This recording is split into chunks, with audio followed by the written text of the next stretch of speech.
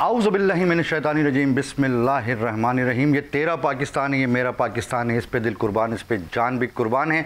मातली हैदराबाद कराची तमाम पाकिस्तानियों को आपका अपना मेज़बान फ़राज़ अकबर शाहीन की तरफ से अस्सलाम अलैकुम व रहमतुल्लाहि व बरकातुहू। मैं किसके हाथ पे अपना लहू तलाश करूँ, मैं किसके हाथ पर अपना लहू तलाश करूँ।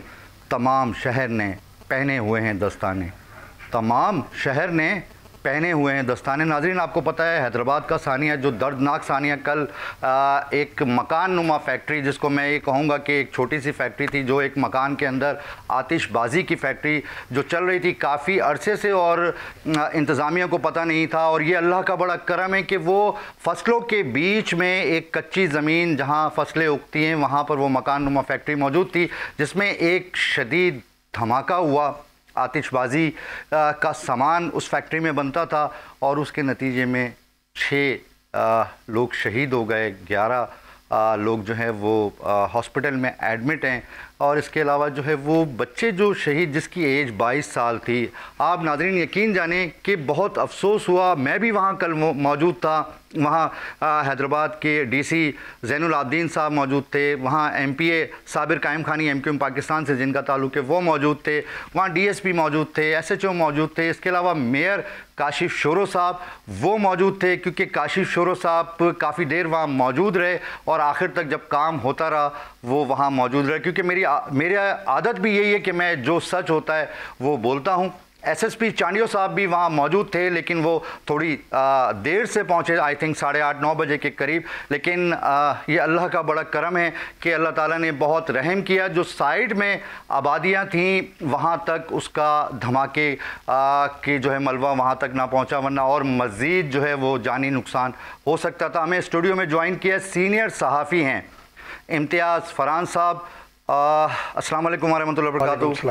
सर कैसे हैं आप? खैरियत? बहुत अल्लाह का करम, ज़बरदस्त। इन्हीं के साथ हमें ज्वाइन किया है महाफिज़ पाकिस्तान ईस्ट के सदर हैं और मारूफ बिजनेसमैन हैं रेहानुद्दीन आबादी साहब। अस्सलाम वालेकुम रहमतुल्लाहि व बरकातुहू। वालेकुम अस्सलाम। कैसे हैं आप? खैरियत? अल्लाह का शुक्र है, आप ठीक ठाक हैं।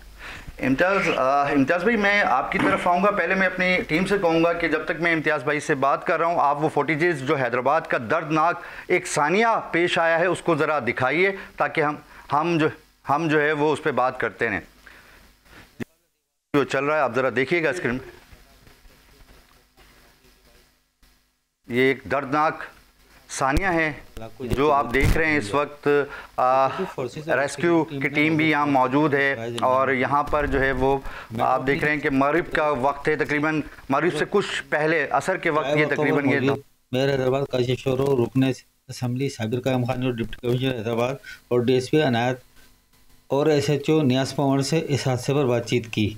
देखिए, यहाँ पे जो मुझे बताया गया है तो फायर फाइटर हमारी जो रेस्क्यू सर्विस है वहाँ पे 4:16 पर कॉल आई थी। फिर उसके बाद फ़ौरन गाड़ियाँ निकली और उस आग को काबू पा लिया।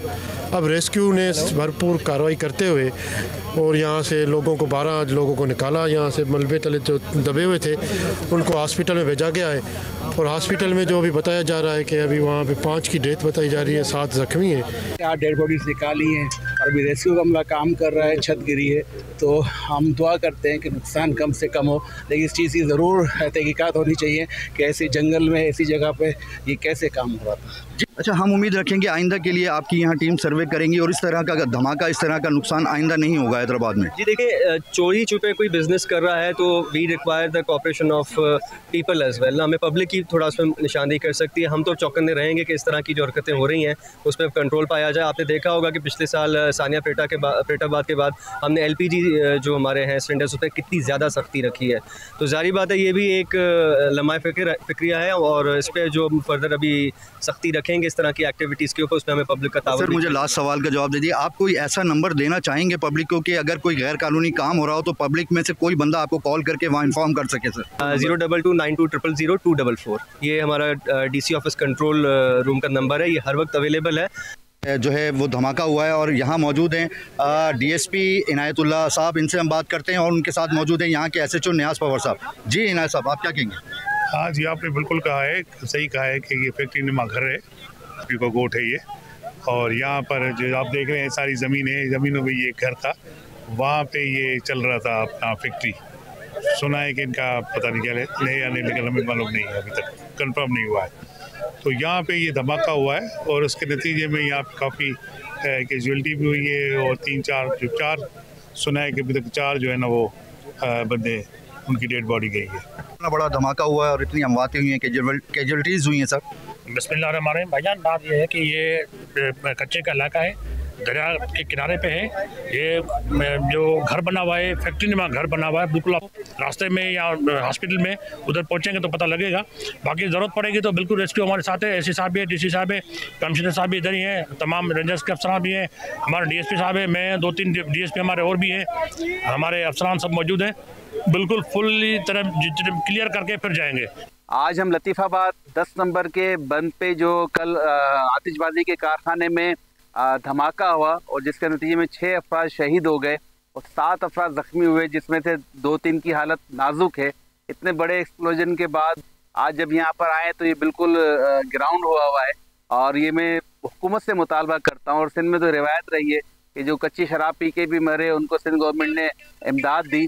तो हैदराबाद में जो लोग शहीद हुए, यहाँ लेबर लोग थे, गरीब थे। खुद मैं एक जगह पर कल नमाज जनाजा में शरीक हुआ तो वो घर का वाहिद कफील था जो यहाँ मजदूरी करने आया था, वारिस कुरैशी वल्द असलम कुरैशी। तो मेरा हुकूमत सिंध से मुतालबा है कि ना सिर्फ इस आतिशबाजी के कारखाने के धमाके में शहीद होने वाले को मुआवजा दिया जाए, उनके जख्मियों का इलाज करवा के उनको मुआवजा दिया जाए, बल्कि डेंगू के मर्ज में जो 43 जाने गई हैं और भी सर्वे करें, उनके लोगों को भी मुआवजा मिलना चाहिए।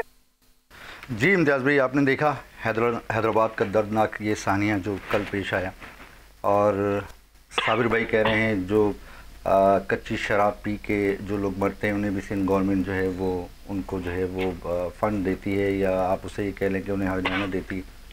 तो आपकी इस बारे में क्या राय है कि जो नौजवान बच्चे शहीद हुए हैं, जिसकी किसी की उम्र 22 साल थी, किसी की 25 साल थी, कोई 35 साल का, कोई 40 साल का, तो सिंध गवर्नमेंट को उनके लिए करना चाहिए, उन फैमिलीज़ के लिए? बिस्मिल्लाहिर्रहमानिर्रहीम।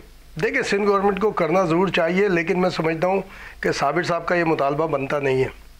उनको तो इस पर भी निगाह रखनी चाहिए थी कि उनके हलके के अंदर अगर कोई गैर कानूनी काम हो रहा है, इस किस्म का काम हो रहा है, तो वहाँ पे उनको पहले से अवेयरनेस होनी चाहिए। हल्का नहीं है ये, हल्का ये PS63 है जहाँ धमाका PS62 के MP हैं साबिर कायम खान। चले, अगर उसको वो वहाँ के भी मान लें तो भी बीइंग रुकन असम्बली पता होना चाहिए, या फिर जब ये डिमांड करें, ये तो बिल्कुल ऐसे हो गई कि जुए में बंदा पकड़ा जाए, फायरिंग में मारा जाए, उसको कहा जाए कि जनाब ये आप उसको मुआवजा भी दें क्योंकि गोली से मारा गया है। वो बच्चे हैं, गरीब घराने के हैं, ज़ाहिर रोज़गार के लिए आते, इस हवाले से हम ज़रूर उसको सपोर्ट करेंगे कि होना चाहिए, बिल्कुल लाजमी होना चाहिए और अच्छा अमाउंट होना चाहिए। लेकिन जब इलीगल कोई काम हो रहा होता है ना, उसको जो है हौसला शिकनी हमें करनी है। मैं तो जो आपने पुलिस अफसरान के जो वर्कशॉप आपने किए वो आप देखें, वो तो लगते नहीं है कहीं से कि कोई पुलिस अफसर हैं, वो उनके पास इंफॉर्मेशन पूरी है, सारी है। उससे ज़्यादा तो आप और मेरे पास इंफॉर्मेशन आ जाती है, 10 मिनट के 15 मिनट के अंदर आ जाती है। हम यहाँ कराची बैठे हैं, पूरे पाकिस्तान की खबरें आ जाती हैं हमारे पास सारे। वो इस तरह फ्लैंटरी बात कर रहे हैं कि जैसे अच्छा जी देखेंगे, ये करेंगे। और ये पहला हादसा नहीं है शाहीन साहब, या अलामना प्लाजा वाला भूल गए। अलामना प्लाजा में जो इतना हुआ, हमने देखे, हम बहसियत माशरा जो है बेहिस हो गए। हम कहते हैं हुकूमत ये करे, हम कहते हैं फला ये करे, फला वो करे, हम अपने कुछ भी करने को तैयार नहीं है। अलामना प्लाजा के बिल्कुल बराबर में बच्चियों का स्कूल है जी। कई मरतबा उन बच्चियों की एडमिनिस्ट्रेशन ने वहाँ पे वो क्या कहते हैं शिकायत की उसकी। अगर उस दिन स्कूल खुला होता तो कितनी तबाही आती, उन बच्चियों के साथ क्या होता है कितने। उसके बावजूद बेहिसी ये कि वहाँ पर कुछ उसके बाद कुछ इस तरह का नहीं हुआ है कि जी कोई बड़ा अच्छा कार्रवाई हो गई हो। और मैं तो नहीं पता कि तहकीकात भी हो रही है उस वाक़े की या नहीं हो रही। तो यहाँ पर तो ना ये पहला वाक़या है ना आखिरी वाक़या है। कोई अपनी जिम्मेदारी अदा करने को तैयार नहीं है। आवाम को सबसे ज़्यादा अपनी ख्याल रखना चाहिए कि उनके इलाके में अगर कोई इलीगल काम हो रहा है, कोई ऐसा ख़तरनाक काम हो रहा है, उसको पॉइंट आउट करना चाहिए। मैं बार बार कहता हूँ, अब जो दहशतगर्दी, ये जो अफगानियों का मामला चल रहा है, तो आप इसको बहुत इजी ले रहे हैं। पूरी दुनिया, पूरा पाकिस्तान ऐसे इजी ले रहा है जैसे कबूतर उड़ाए जा रहे हैं और कुछ ही नहीं होगा। भाई आपको ज़हनी तौर पे तैयार रहना है। अब वहाँ खैबर पख्तूनख्वा में दहशतगर्दी शुरू हो गई, बलूचिस्तान में थ्रेट है, कराची में हाई अलर्ट थ्रेट है इस वक्त। यानी हाई अलर्ट थ्रेट है, हर पब्लिक मकाम के ऊपर बिल्कुल वार्निंग दी हुई है इलाका SHOs को और सारे काम कर रहे हैं। लेकिन मैं अपनी आबादी में निगाह रखने को तैयार नहीं हूँ कि यहाँ कौन अफगानी कौन इलीगल यहाँ पर रह रहा है, मैं उसकी निशानदेही करने को तैयार नहीं हूँ। बोले मेरी जिम्मेदारी नहीं। अगर कल को आपके बच्चों के साथ कुछ होगा, आपके इलाके में कुछ होगा, फिर क्या करेंगे? मैं तो लोगों से ये कहता हूँ, अगर आपको ये डर है कि आप टेलीफोन करेंगे किसी को, आपका नंबर चला जाएगा, भाई एक सादे कागज पे लिखें पूरी शिकायत और लिफाफे में डालें, ऊपर लिख दें ISI, ऊपर लिख दें IB, ऊपर लिख दें MI, ऊपर लिख दें क्राइम ब्रांच, कोई भी लिख दें और डाल दें पोस्ट ऑफिस में, वो वहाँ जाएगा, काम तो होगा। कराची में गुज़िश्ता 3 साल के अंदर कम से कम 18 बड़े सक्सेसफुल ऑपरेशन हुए। इतने सक्सेसफुल ऑपरेशन हुए, मैं तो कहूँगा कि उन जो हमारे जवान थे जिन्होंने इस ऑपरेशन में हिस्सा लिया, वो बताया जाना चाहिए कि कहाँ पर किस तरह 13D के अंदर 3 ऑपरेशन हुए, महमूदाबाद में वो काम हुआ, और इतने हाई प्रोफाइल दहशतगर्दों को वहाँ से उठाया है, वहाँ से किया गया है। तो मैं और आप अपने मोहल्ले में अगर निगाह नहीं रखेंगे, बाहर से तो किसी ने नहीं रखना है। और ये कहना कि जी पुलिस, बिल्कुल पुलिस की जिम्मेदारी है, हमारे इदारों की जिम्मेदारी है। लेकिन जैसे वो वहाँ पे जो डिप्टी कमिश्नर था, आई थिंक वो एक बात कह रहे थे, वो कह रहे थे भाई हमें बताना चाहिए लोगों को। हालांकि उनकी जिम्मेदारी है कि भाई वहाँ पर फायर, ये जो रेस्क्यू वाले हैं, जो दूसरे हैं, अगर कहीं जो बंद है जहाँ पे ये बताया जा रहा है, अगर सिंगल मकाम पे कहीं इस तरह का कोई एक घर बना हो और वहाँ लोगों की आमद और रफ्त हो, तो वहाँ तो वैसे ही सस्पेक्ट है, पता चल वैसे ही सस्पेक्ट है सर, वैसे और ही पता चल जाता है। दूसरा इलाज जो जा रहे हैं वहाँ पे, उनको भी कम से कम बताना चाहिए कि भाई आतिशबाजी का सामान बनता है। भाई मैं आपसे ये कहता हूँ, जहाँ गुटके बिक रहे हैं वहाँ पुलिस को पता है।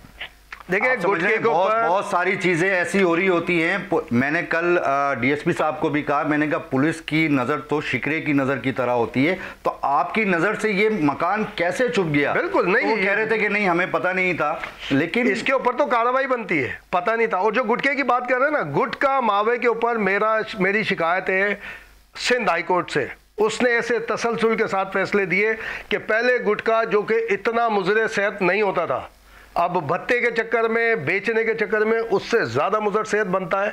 वरना आपको याद होगा जब पान की किल्लत हुई थी पाकिस्तान, जब ये वार के दौरान, तो ये गुटखा उस वक्त इंट्रोड्यूस हुआ था, लेकिन एक लेवल पे मयारी बनता था, छालियाँ अच्छी होती थी सारी।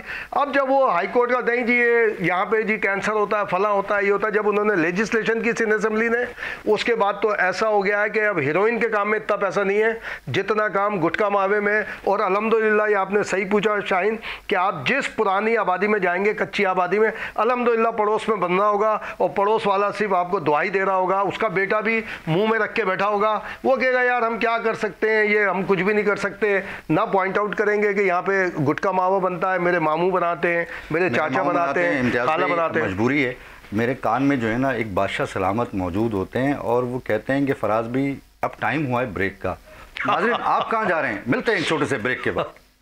वेलकम बैक नाज़रीन, मैं हूं पाकिस्तान और मेरे साथ मौजूद हैं खूबसूरत पाकिस्तानी। एक और खूबसूरत पाकिस्तानी ने हमें ज्वाइन किया है, समाजी रहनुमा अकील अहमद साहब। अस्सलाम वालेकुम वरहमतुल्लाहि वबरकातुहू। कैसे हैं आप सर? खैरियत से हैं? ठीक ठाक हैं? रेहान भाई मैं आपकी तरफ आऊँगा, आप मुझे बताइए जो आपने देखा हैदराबाद का दर्दनाक सानिया जो पेश आया, इस हवाले से आप क्या कहेंगे? अस्सलाम वालेकुम। देखें बात यह है कि अभी भाई ने भी बहुत सारी बातें की। असल जो बेसिक वजह है वो ये धमाका हुआ, मतलब बट वाई धमाका हुआ कैसे, क्या एजेंसी सो रही थी? SHO साहब आए आपके सामने, आपको बयान भी दिया, मुझे आपने दिखाया। मतलब मैं नहीं समझता, इसलिए कि मैं शहर में जो देखता आ रहा हूँ इस अपनी इस उम्र के अंदर, ये जितने भी जराइम के काम होते हैं, इंतज़ामिया का जब तक इसके ऊपर हाथ नहीं होता काम हो नहीं सकता, पॉसिबल नहीं है। कोई मुझ जैसा आदमी या आप जैसा आदमी कोई गुटखे की दुकान खोल सकता है, बेच सकता है? पॉसिबल नहीं है। सच्चाई पर आए, मतलब सच्चाई यही है कि आपको इल्म था और आपने अपनी इल्म को जो है ना अभी बोल रहे हैं आपके मीडिया पे आके कि वो हमें मालूम नहीं है, तो ये बिल्कुल सरासर झूठ बात है। सब चीज़ का मालूम है। ये जाने जो ज़ाया हुई जिनके बच्चे हैं, भले से वो हो सकते, देखें वो बारूद बना रहे थे, छलेक मसाले के पटाखे बना रहे थे, वो तो मजबूरी उनकी है कि उन्हें कोई काम नहीं है, तो उन्होंने एक काम के तहत उन्होंने एक काम कर लिया, ठीक है, किया, उन्होंने भी जुर्म है। ऐसा नहीं है कि वो तो जो कह रहे हैं कि उन्हें पैसे दिलाए जाने चाहिए, बिल्कुल उनके माँ बाप को देने चाहिए, मगर जुर्म उन बच्चों ने भी किया है। मतलब उनको पता है कि यहाँ पटाखे और ये बम बारूद बन रहे हैं और वो वहाँ पर जॉब कर रहे हैं, तो मतलब क्या वो गुनाहगार नहीं है? बिल्कुल गुनाहगार हैं वो।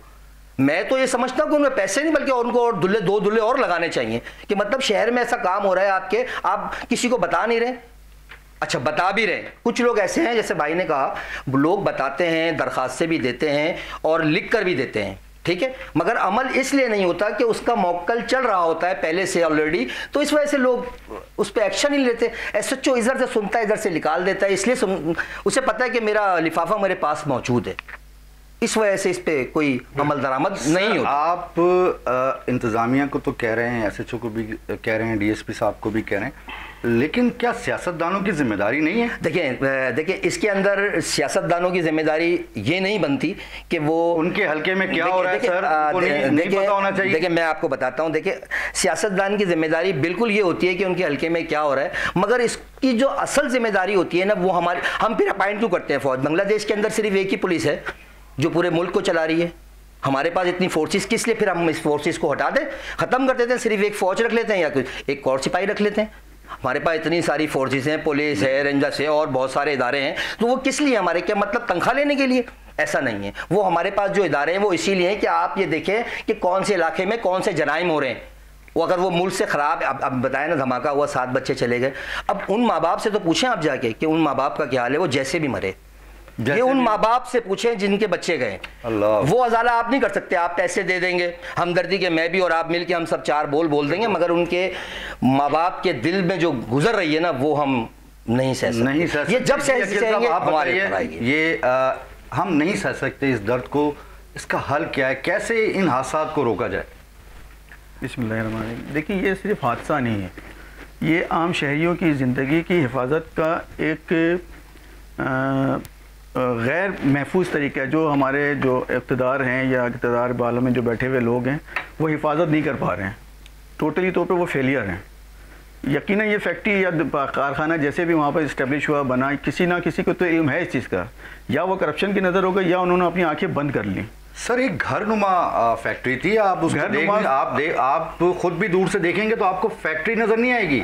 वो एक, मैं तो वहाँ कल मौजूद था, कि ज़मीनें हैं, फसलें उगी हुई हैं, या तो वहाँ आपको दूर कहीं खेतीबाड़ी करते हुए लोग नज़र आएंगे या जानवर वहाँ घूमते हुए नज़र आएंगे, और वो बिल्डिंग थी बीच में तैयार थी, उसके अंदर ये आतिशबाजी का जो सामान है वो तैयार किया जा रहा था। आपके ख्याल में इसमें जो है वो चश्मपोशी नहीं की गई होगी?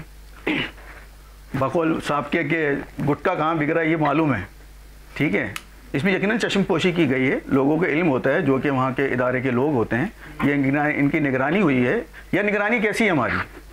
ये हमारे जो फोर्सेस हैं या जो सो कॉल्ड पुलिस वाले हैं, इन सबको इल्म होता है, यकीनन वहाँ से बत्ते भी आ रहे होंगे इनको, तो इसका मतलब है लिटरेसी है ना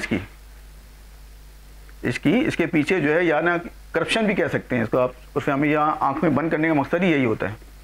तो अब सूरत हाल ये इसकी तहकीकात, पाकिस्तान के एमपी हैं, हैदराबाद से लाइन पर हैं, कल वो हादसे पे सबसे पहले पहुंचने वाले एमपी हैं एमक्यू पाकिस्तान के।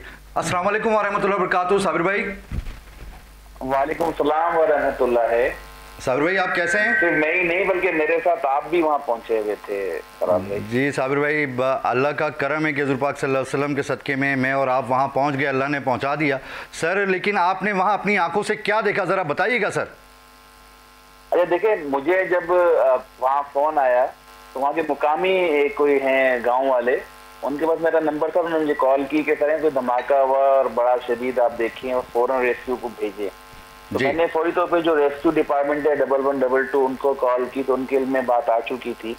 जब भी उनके इंचार्ज को मैंने कहा कि मुझे वहाँ से फ़ोन आए हैं, तो इसका मतलब कोई बड़ी का वाक़या हुआ, फ़ौरन वहाँ मजीद अपने लोगों को भी भेजें, गाड़ियों को भेजें, और साथ में एक्सकेवेटर जो बड़ी छत हटाता है उसको भेजें, क्योंकि जो मुझे गाँव वाले ने फ़ोन किया उसने अपनी बड़ी बिल्डिंग थी वो गिर गई है, तो मैंने उसकी हमें ज़रूरत पड़ेगी। तो मैंने डीसी साहब को फ़ोन किया तो उन्होंने कहा साहब मुझे भी इत्तला मिली है, तो मैं वहाँ जा रहा हूँ, आप भी वहाँ आ जाएं ताकि हम रेस्क्यू के काम में लोगों की मदद कर सके। बल जब हम पहुँचे तो क़यामत का मंजर था। क़यामत का मंजर इसलिए कि जब एक बिल्डिंग कई दफ़ा हमने आते थे देखी, लेकिन कभी अंदाज़ा नहीं हुआ कि वो कोई फैक्ट्री होगी या कोई वहाँ ऐसा काम होता होगा। तो कभी हम मौत मैयत में या खुशी गमी में जाते हैं तो ज़ाहिर बिल्डिंग नज़र आती हैं, तो उसको हम इतना कोई आदमी नहीं देखता है कि कोई चीज़ बनी हुई है या क्या हो रहा है। तो उसको देखा तो वहाँ बिल्कुल ग्राउंड जीरो हुआ था और रेस्क्यू के लोग अपने बेचारे काम में लगे हुए थे। तो वहाँ जो मुकामी लोग हैं, हमारे यूनिट के साथी थे, टाउन इंचार्ज, उन्होंने बताया कि अब तक हम जो है 3 डेड बॉडी हम ले जा चुके हैं। एक साथी हमारे थे नदीम आजाद, वो काउंसलर थे हमारे वहाँ से। जी साबिर भाई ये बताइएगा वो फैक्ट्री का मालिक कौन है? उससे रास्ते में पड़ी डेड बॉडी दिखाई, तो अभी ये देखें ये शटर पे हमें रखी है ना, इसको भी ले जाना है। तो ये वहाँ का मंजर था। तो फैक्ट्री के जो मालिक है उसका नाम, अब तो एफआईआर भी कट गई है, तो असद के नाम से उसका नाम आया, 3 उसके जो पार्टनर हैं। तो ये वो लोग हैं जो जदी पुश्ती ये काम करते आ रहे हैं। साबिर भाई ये कहा जा रहा है कि वो मालिक भी शायद वहाँ जो है वो हलाक हो गए हैं, वो भी शहीद हो गए हैं, वो भी वहाँ मौजूद थे। देखिए अब तक तस्दीक उसकी नहीं हुई है। अच्छा देखें जो हुआ ये कि ये फैक्ट्री में जा रहे, आपको पता है ऐसे काम अगर छुपके किए जा रहे हो तो ज्यादा लोगों को हवा नहीं लगने दी जाती। तो ये तो मुकामी लोगों ने बताया था कि 10 से 15 अफराद होते जब यहाँ काम हो रहा होता है। तो अगर मालिक भी वहाँ मौजूद था तो वहाँ मौजूद आदमी से कोई जिंदा नहीं बचा, और जो जख्मी है और मैं उनके लिए दुआ कर सकता हूँ, लेकिन जो 80% जल गया है। अच्छा साबिर भाई ये सुना है कि ये जो मकान था ये भी इन्होंने किराए पे लिया हुआ था, कोई आई थिंक मैं शकील नाम के कोई मालिक हैं जिनसे किराए पे लिया हुआ था। जी वो जमीन का मालिक जो है उसको गिरफ्तार पुलिस ने किया हुआ है। अच्छा और वो उसमें है। लेकिन मैं देखिए मैं एक थोड़ा दूसरे जाविये से बात करना चाह रहा हूँ। जी अगर आप मुझे इजाजत दें। जी हमारे यहाँ ये होता है कि जब साहनिया या वाकया होता है तो हम फिर सब जाग जाते हैं और फिर हम उसकी मजम्मत करना शुरू कर देते हैं, उसके ऊपर बयानबाजी शुरू कर देते हैं, उन सारे हालात और वाकयात को नहीं सोचते। फिर जब कुछ दिन इसका हम ढोल ढंढोल का पीट चुके होते हैं, फिर कोई एक नया हादसा हो जाता है, या ये कहने कि एक हादसे से दूसरे हादसे के वक्फे तक उसी खबर चल रही होती है, तो एक नया हादसा होता है तो उसी में लग जाते हैं। साबिर भाई शॉर्ट टाइम है, जल्दी से बात कंप्लीट कीजिएगा। आतिशबाजी बनाना, आतिशबाजी करना या आतिशबाजी के हवाले से लोगों को एंटरटेन करना, ये तो दुनिया भर में होता है। कि पाकिस्तान में नया काम थोड़ी है, एक टेक्नोलॉजी है, और पाकिस्तान में खुद अब ऐसी टेक्नोलॉजी का मालिक है, मिसाइल बना रहे हैं, तैयारे बना रहे हैं, तो हम क्या आतिशबाजी को हम ठीक नहीं कर सकते? इधर ये मसला सामने आता है कि गवर्नमेंट के जो इदारे हैं उनके पास SOPs क्या है, एक्सपर्टीज वो कितना अमल करवा सकते हैं, कितना नहीं करवा। साबिर भाई बहुत बहुत शुक्रिया। काम भी उसी करप्शन के नजर हो गई हैं जो हमारी यहाँ सिंध में खासतौर से दीमक की तरह हमारे सूबे को खाती जा रही है। सूबे को खाती जा रही है, बिल्कुल सही कह रहे हैं साबिर भाई, बहुत शुक्रिया। मैं इंशाल्लाह ताला आप ऑन स्टूडियो आएंगे फिर मैं आपसे स्टूडियो में सवाल करूंगा। जी इम्तियाज भाई आप सुन रहे हैं? उनकी बेबसी भी सुन रहे हैं, सारी चीजें देखिए। बीइंग MP जब आपको अल्लाह ताला मनसब देता है ना तो आपको काम करना पड़ता है, दूसरे पे नहीं डालिए। ये होने आप सिर्फ कहीं का भी अपनी रूटीन लगा लें, कहीं संस्थान में एक घर बना होगा ना, आप लाजमी उसको मॉनिटर करेंगे। ये नेग्लिजेंस इलाके के लोगों का भी है, एजेंसीज का तो है ही, चाहे वो पुलिस वाले इंटेलिजेंस हो या अदर देन एजेंसीज हो, उनका तो फेलियर है ही। वो माने ना माने एक अलग चीज़ है। अच्छा जी जो मालिक है जी उसने ज़मीन दी, वो किराए पे दी, वो ज़्यादा पार्टनर भी हो सकता है, सारी चीज़ें हो सकती है। और ये सही कहा इन्होंने कि दुनिया भर में काम होता है आतिशबाजी, सबसे बड़ा काम चाइना के अंदर होता है। पूरी दुनिया को अरबों रुपए का वो सप्लाई करता है, पाकिस्तान में भी वही ज़्यादातर वो आता है, सस्ता भी पड़ता है और उसके बड़े यानी कि नए जदीद जिद्दत तरीके से। मगर उसकी SOPs होती है। आप सबको छोड़ दें शाहीन, आप यहाँ के अपने बच्चों को, मैं अपने बच्चों को इनको लेके जो आप और हम जाते हैं ना होटल्स के अंदर, एयर कंडीशन होटल में, कहीं कोई सिक्योरिटी का देखा है आपने कोई इंतजाम?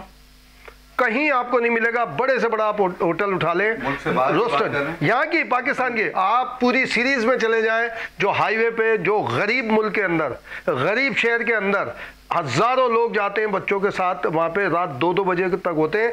मुझे किसी एक होटल में जिसको आप 20 से 25 हज़ार रुपये का बिल देकर आते हैं ना, सिक्योरिटी गार्ड्स वगैरह तो गार्ड होते हैं। ये आग लग जाए क्या करेंगे आप देखें अराउंड में। सिक्योरिटी गार्ड को तो छोड़ दें, सिक्योरिटी गार्ड का तो कोई मसला नहीं है, वो तो बंदा अपने खुद सिक्योरिटी से जाता है जो वहाँ जाता है।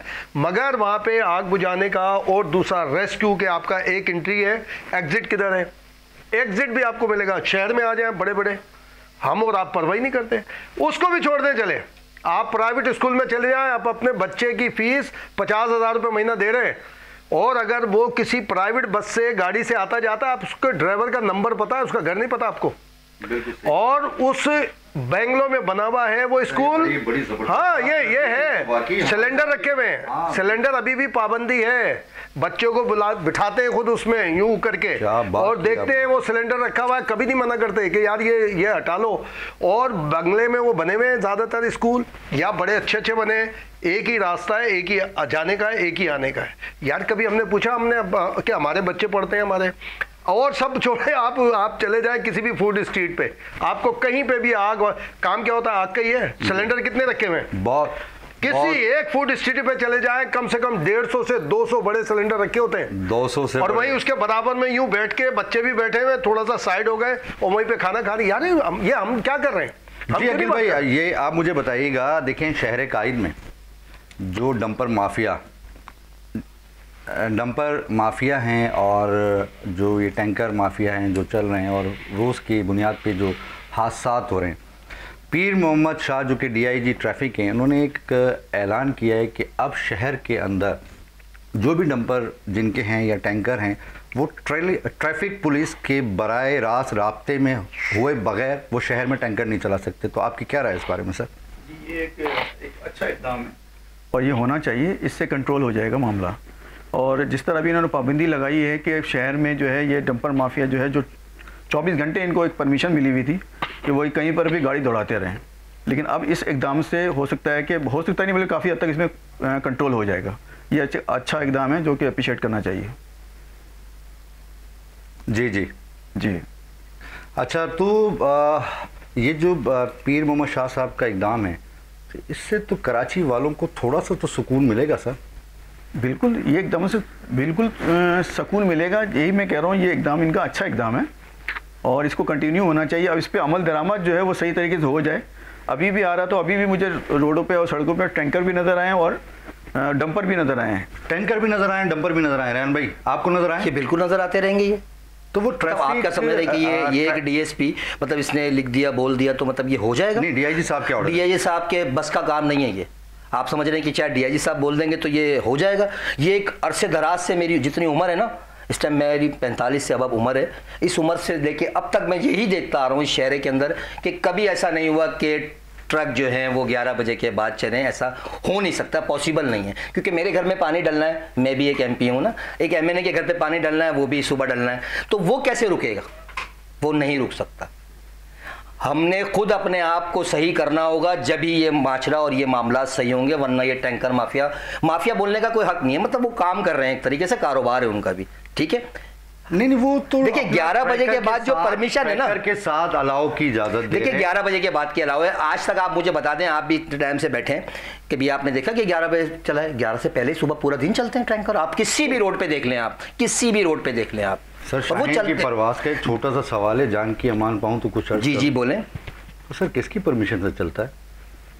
हाय, जिनके पास लिफाफे जाते हैं उनकी परमिशन से चलता है। अच्छा जी, मतलब देखें इस शहर के अंदर लिफाफे बहुत अहमियत के हामिल हैं। मेरा कंस्ट्रक्शन का काम है कि मैं बिल्डिंग बनाने खड़ा होता हूँ ना, तो गड्ढा भी खोदा नहीं होता है अभी मैंने, मगर मैंने उनके लिफाफे पहले देने होते हैं। गड्ढा मैं बाद में खोदूंगा, ड्राइंगे बन के बाद में आएंगी, पहले ये करना है, पहले हमने उनको लिफाफे देने, फिर हमारी परमिशन मिलनी है हमें। जी, हमें ये मुल्क जब सुधरेगा जब हम खुद सुधरेंगे। हम खुद सुधरेंगे। रेहान भाई, हमें पाकिस्तान पीपल्स पार्टी से ज्वाइन किया है सुराब सरकी साहब, जो कि एमपी हैं। अस्सलाम वालेकुम व रहमतुल्लाहि व बरकातुहू। सुराब साहब। वालेकुम सलाम फराज भाई, आप खैरियत से हैं? जी अल्लाह का शुक्र, आप सुनाइए, खैरियत से हैं? ठीक ठाक हैं? मेहरबानी। सर, कल एक हैदराबाद में लतीफ़ाबाद यूनिट नंबर 10 में एक बड़ा सानिया पेश आया, जहां एक फैक्ट्री नुमा मकान में एक धमाका हुआ और काफ़ी लोग उसमें शहीद हो गए, जिस पे वज़ीर आला सिंध मुराद अली शाह साहब ने भी जो है मज़म्मत की है और नंजार साहब ने भी मज़म्मत की है।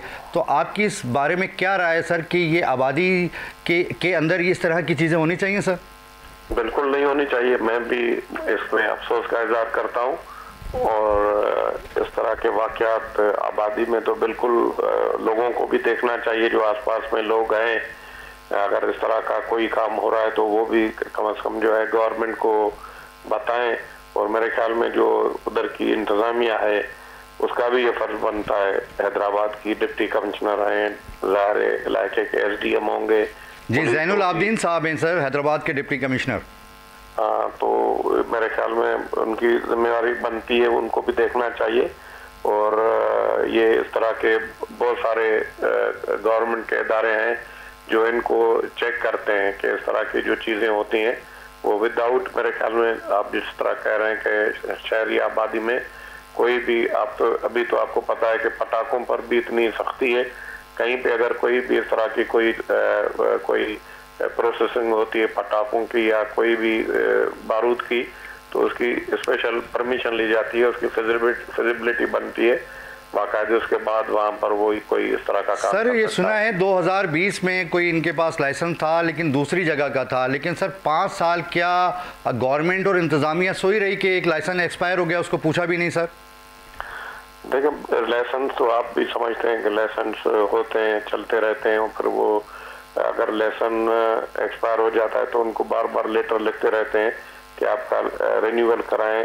अब ये सारा देखना होगा, मुझे पता नहीं है, ज़ाहिर है अगर उन्होंने रिन्यूअल नहीं कराया होगा तो ज़रूर। सर हमें भी ज़राए ने बताया, मैं कंफर्म बात नहीं कर रहा हूँ सर। जी जी जी, हो सकता है, आप सही कह रहे हैं। मैं भी ये तो मेरे ख्याल में जो इदारा है जिसने परमिशन दी वो ही सही तरीके से बता सकता है।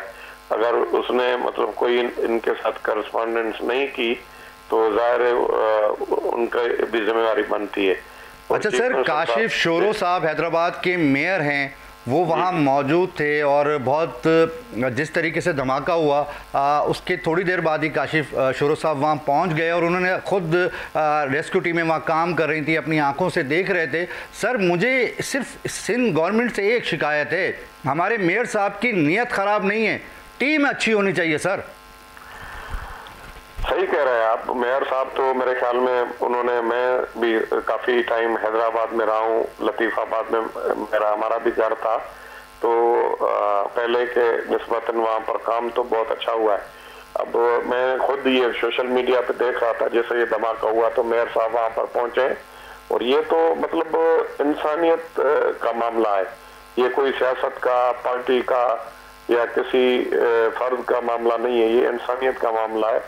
और इस तरह के वाक़यात जब होते हैं कहीं पे तो आपको पता है कि जितने भी हमारे पाकिस्तानी भाई हैं या सूबे के लोग हैं, सब जो है वो खुद वॉलंटियरली खून वगैरह देने के लिए हॉस्पिटल्स में पहुंच जाते हैं। तो ये एक सराफ साहब आपका बहुत शुक्रिया, इंशाल्लाह नेक्स्ट वीक आपसे स्टूडियो में मुलाकात हो रही है इंशाल्लाह ताला। बहुत शुक्रिया फराज भाई, बहुत शुक्रिया। जी नाज़रीन, मैं बदीन के जो एडिशनल डिप्टी कमिश्नर है, मैं अपनी टीम से कहूँगा ज़रा वो फुटेजेस चलाएं जो डिप्टी कमिश्नर से मेरी बात हुई, पोलियो के हवाले से जो बात हुई, एडिशनल डिप्टी कमिश्नर काशिफ मंगी साहब से जो मेरी गुफ्तगू हुई, मातली के अंदर पोलियो के हवाले से बात हुई, स्कूल के हवाले से बात हुई, वो जब तक वो फुटेजेस चलती हैं। अकील साहब मुझे आप ये बताइए कि इंटीरियर सिंध में स्कूलों का क्या हाल है? फर्नीचर मौजूद है, असातिज़ा मौजूद हैं? गवर्नमेंट स्कूल्स की बात कर रहा हूँ मैं, इंटीरियर सिंध की। इंटीरियर सिंध में सूरत हाल ये है जनाब कि अगर आप घोस्ट मुलाजमीन की अगर तादाद लगें शायद वो ज़्यादा हो, और जो रेगुलर जो स्टाफ है या असातिज़ा हैं उनकी बारे में, तो यही हाल घोस्ट स्कूल्स के भी हैं। जी जी आप ऑन कीजिए, मैं जी बात कर रहा हूँ। यही हाल घोस्ट स्कूल्स के भी हैं। वहाँ अगर 10 स्कूल अगर वर्किंग में हैं तो शायद उससे 12-15 जो है ना वो घोस्ट हैं। सर एक फुटेजेस चल रही है, ज़रा वो देखिएगा, उसके बाद आपसे गुफ्तगू करता हूँ। जी चलाइएगा सर।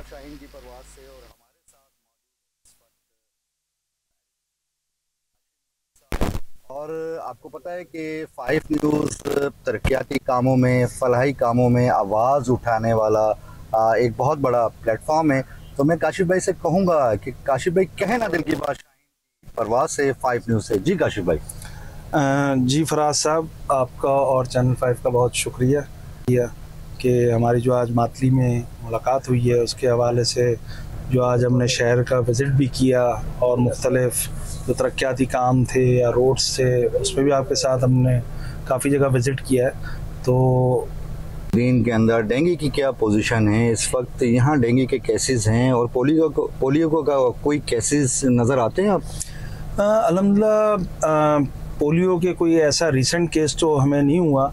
उसमें जब भी ट्रेस किया गया तो उस पोलियो वायरस के जो वेरिएंट होता है वो हमें मोस्टली कराची हैदराबाद का मिलता है। अच्छा जी, तो लोकल कभी भी वेरिएंट हमें नहीं मिला, तो इससे साबित यही होता है, लाजमी कवर करेंगे। और मैं आपको बताता चलूँ कि पोलियो के अलावा अभी 17 तारीख से हमारी मीज़ल्स और रूबेला की भी एक वैक्सीन कैंपेन स्टार्ट हो रही है, जो 6 माह से लेके 5 साल तक के बच्चों को जितने भी डिस्ट्रिक्ट बदीन में रजिस्टर्ड हैं उनको वो लगाई जाएगी, ताकि बच्चों में मीज़ल्स, रूबेला और उसके साथ OPV यानी ओरल पोलियो वैक्सीन जो है वो भी पिलाई जाएगी। तो इन तीनों बीमारियों से उनको हम वैक्सीनेट करने जा रहे हैं 17 तारीख से लेके पूरे ये 10 दिन। बेसिकली ये एक मातली में एक छोटा सा गांव है फलकारा। जी, तो मातली से कुछ 4 किलोमीटर जाके थेबे और माछियों का एक गांव है, वहाँ एक स्कूल हुआ करता था गवर्नमेंट का। तो काइंडली ज़रा आप मालूम कीजिएगा कि वो स्कूल कहाँ है और इस वक्त उसकी क्या पोजीशन है सर। अच्छा, आपने ये जो लोकेशन मुझे बताई है, अगर काइंडली इसकी आप मज़ीद तफसील के वो स्कूल किस नाम से होता था तो मैं डिस्ट्रिक्ट एजुकेशन ऑफिसर से उसकी तफसील मालूम कर लूँगा। अगर यहाँ का भी कोई स्कूल होता था तो वो या कहीं और तो नहीं ट्रांसफ़र कर दिया गया, क्योंकि अक्सर औकात ऐसा भी होता है कि जहाँ पर इनरोलमेंट नहीं होती या वहाँ पर पॉपुलेशन माइग्रेट कर जाती है, तो वहाँ जो भी स्कूल होते हैं वो नियर बाय जो भी एरिया होगा जहाँ पर पॉपुलेशन होगी, विलेज होगा, तो वहाँ ट्रांसफ़र भी कर दिया जाता है। तो आप अगर उसकी मुझे मज़ीद थोड़ी कोई तफसील दे देंगे तो मैं इसकी आपको मालूम। जी अकील भाई, आपने देखा स्कूल, जी आपका जो पॉइंट था वो वैलिड था, जो आपने उनको करने की कोशिश की, जिसको उन्होंने बाद में घुमा दिया कि माइग्रेट हो जाता है और आबादियाँ पूरी शिफ्ट हो जाती है तो हम स्कूल भी साथ ले जाते हैं। तो लेकिन वहाँ पर तो डिस्पेंसरी भी सरकारी खाते भी नियत अच्छी है काम करने की। आप बिल्कुल सही कह रहे हैं, होगी बिल्कुल आप सही कह रहे हैं, ये होगी, ये होगी जी। पूरी सिंध गवर्नमेंट को आप ये नहीं कह सकते हैं कि वो सारे करप्ट तरीन लोग बैठे हैं, ऐसा नहीं है। बहुत से लोग जो है वो वहाँ पर लॉयल हैं, काम करना चाहते हैं, बहुत बड़े बड़े नाम हैं जो सर्विस देना चाहते हैं आवाम को। सर ये अलग बात है कि वहाँ मातली के एमपीए जो हैं वो हमारे कांटेक्ट में नहीं आते। वहाँ के 2 एमपी हैं, एक का नाम है डाडा हालेपोटो साहब और एक का नाम है तंजीला कमरानी साहिबा। तो मैंने दोनों से कांटेक्ट करने की कोशिश की, मौक़िफ़ लेने की कोशिश की, शायद वो कोई मसरूफियत उनकी ज़्यादा होगी तो कांटेक्ट में नहीं आए, ना उनकी कॉल बैक आई। ये एक अलग बात है। जी सर। नहीं, ये आप चाहें तो इनको यहाँ इनके करीबी ऑफिस कराची शहर में ये सब तशरीफ़ फरमा होते हैं, अपने इलाकों में नहीं होते हैं ये। और आप बात कर रहे थे घोस्ट स्कूल्स की, असातिज़ा की और फर्नीचर्स की, जो कि वहाँ पर दस्तयाब नहीं है। ये आप बिल्कुल सही आपने पॉइंट तो किया है। और ये महकमा तालीम गवर्नमेंट ऑफ सिंध में वाहिद शायद ऐसा इदारा होगा, सबसे ज़्यादा घोस्ट मुलाजमीन आपको इस इदारे में मिलेंगे। 50-50 बंदों का स्टाफ, 5 बंदे आपको स्कूल में नज़र नहीं आएंगे। इवन ये के साथ चौकीदार भी आपको ना मिले। और ये दर्जनों स्कूल हैं, आपने शायद 1-2 को देखा, काश आप एक तो थोड़ा और विजिट करते कैमरामैन के साथ, तो आप इनको नाम, टेलीफोन नंबर, सारी चीज़ों के साथ और लोकेशन के साथ आप इनको शेयर करते। मैं यहाँ खड़ा हुआ हूँ और यहाँ पर स्कूल है, लेकिन इसका कोई वालियो वारिस नहीं है। सर मुझसे वैसे ही तंग है कि हर जगह पहुँच जाता है ये कैमरा। मतलब आप एक्चुअल चीज़ दिखाने की कोशिश कर रहे हैं, ज़ाहिर सी बात हो हज़म होना मुश्किल हो जाएगी ना। बात ये हो कि उनकी अपनी क्रेडिबिलिटी दाव पे लग जाती है। वो क्या जवाब देंगे, आवाम को क्या देंगे जवाब? वो अपने जो आला हैं, जहाँ से उनको आशीर्वाद मिलता है, उनको क्या जवाब देंगे? भाई आपका तो सारी पोल पट्टी खोल दी है जनाब ने।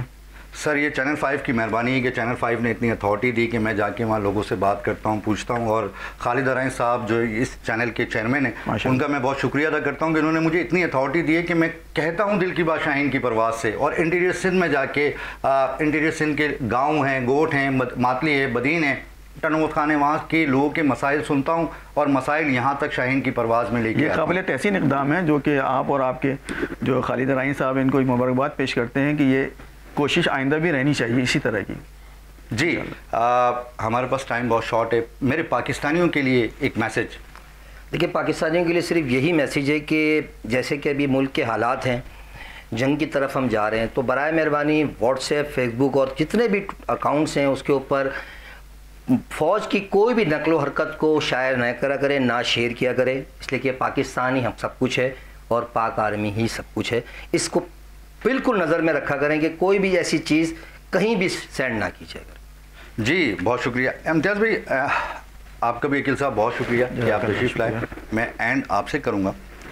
आज हमारे साथ कमिटेड थे प्रोग्राम के अंदर एमक्यूएम पाकिस्तान के MP PS 65 के नासिर कुरैशी साहब, जिन्होंने मेरा उनसे 2 दिन पहले भी रब्ता हुआ, उसके बाद उससे 1 दिन पहले भी रब्ता हुआ, आज भी रब्ता हुआ 5-6 बजे कि वो कह रहे थे कि मैं फराज भी तशरीफ़ लाऊंगा, लेकिन हो सकता है कोई मसरूफियत तो कॉल रिसीव नहीं कर रहे। गायबाना तौर पे वो मौजूद है यहाँ आपके सामने, आपको नज़र आ रहे हैं? जी जी बैठे हुए। नासिर कुरैशी साहब से कुछ सवाल करना चाहेंगे सर? अच्छा, कब कौन नज़र आता है ये बताइए ना। नज़र आते हैं जब वैसे भी अगर बैठे भी होते तो नज़र नहीं आते, क्योंकि ये तो सानिया है ना।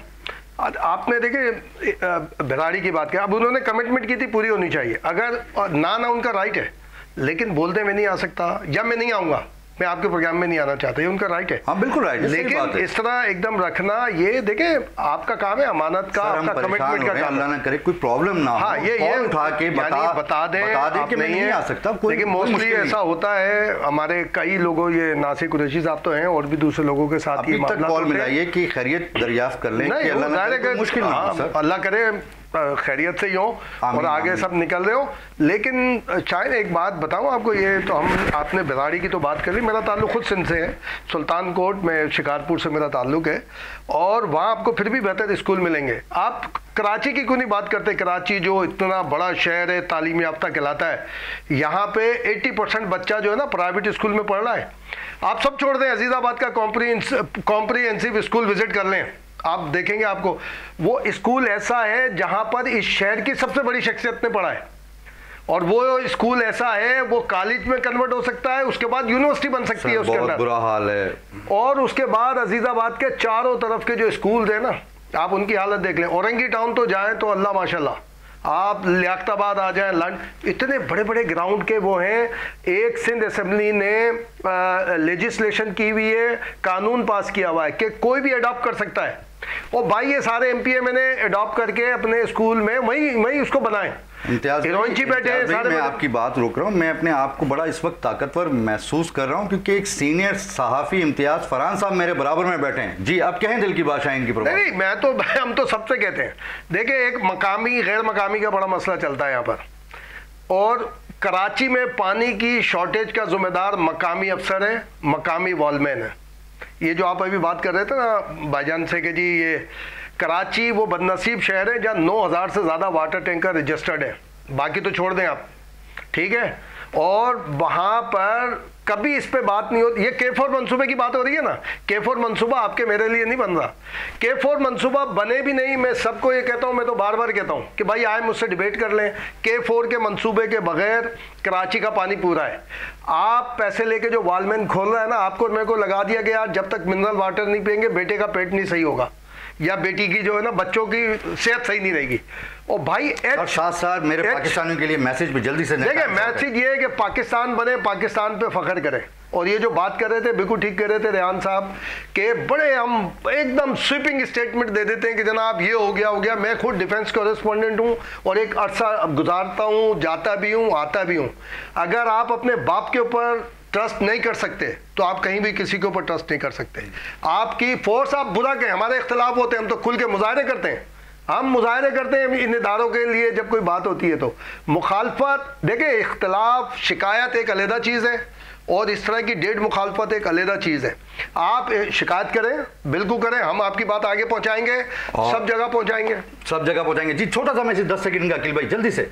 जी मैं ये कहूँगा कि पाकिस्तानी फ़ौज है, पाकिस्तान है, हम हैं। बहुत शुक्रिया, मुख्तसर ही है जी। ये तेरा पाकिस्तानी है, मेरा पाकिस्तान है, इस पे दिल कुर्बान, इस पे जान भी कुर्बान है। और पाकिस्तान जिंदाबाद, पाक फौज जिंदाबाद, पाकिस्तान अवाम जिंदाबाद।